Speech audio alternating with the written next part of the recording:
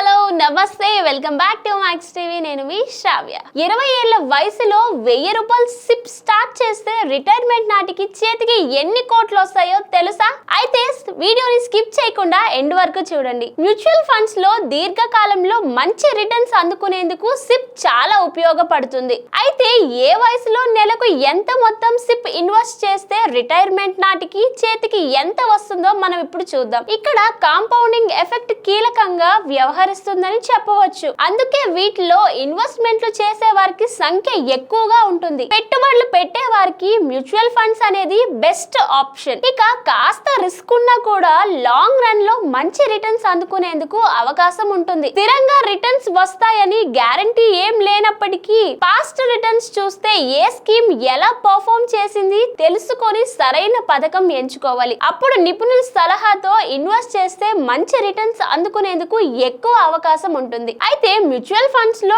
Long some, ఏ కాలంలో పెట్టుబడి లేదా సిస్టమేటిక్ ఇన్వెస్ట్మెంట్ ప్లాన్, ఇలా 2 రకాలుగా పెట్టుబడులు పెట్టేందుకు అవకాశం ఉంటుంది. చాలా మంది మాత్రం సిప్ ఎంచుకుంటుంటారు. ఇక్కడ నెలకు నిర్దిష్ట మొత్తం ఇన్వెస్ట్ చేసేందుకు ఛాన్స్ ఉంటుంది. కాబట్టి మ్యూచువల్ ఫండ్ లో అతిపెద్ద ప్రయోజనం ఏంటంటే కాంపౌండింగ్. అవును, ఇక్కడ చక్రవడ్డీ వస్తుంది.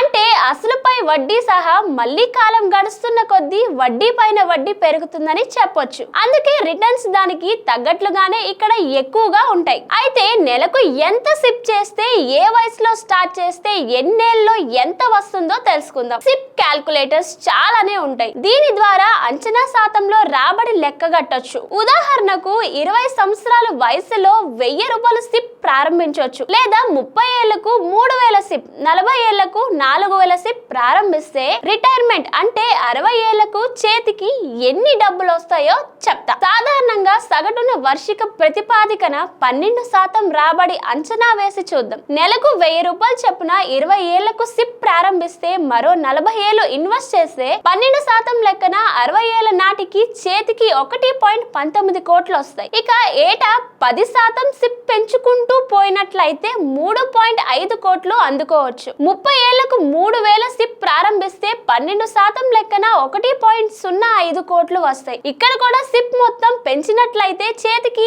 2.65 కోట్లు వస్తాయని చెప్పొచ్చు. ఇదే విధంగా 40 ఏళ్ల వయసులో 4000 చొప్పున సిప్ ప్రారంభిస్తే 20 ఏళ్లలో 12% రాబడి లెక్కన చేతికి 40 లక్షలు మాత్రమే వస్తాయి. ఇక్కడ ఏటా 10% సిప్ పెంచితే అప్పుడు 80 లక్షలు సంపాదించవచ్చు. అంటే ఎక్కువ కాలం ఉంచితేనే రిటర్న్స్ ఎక్కువగా వస్తాయని చెప్పొచ్చు. సో మరికొన్ని అప్డేట్స్ కోసం చూస్తూనే ఉండండి max TV. Please like, share and subscribe. Thank you.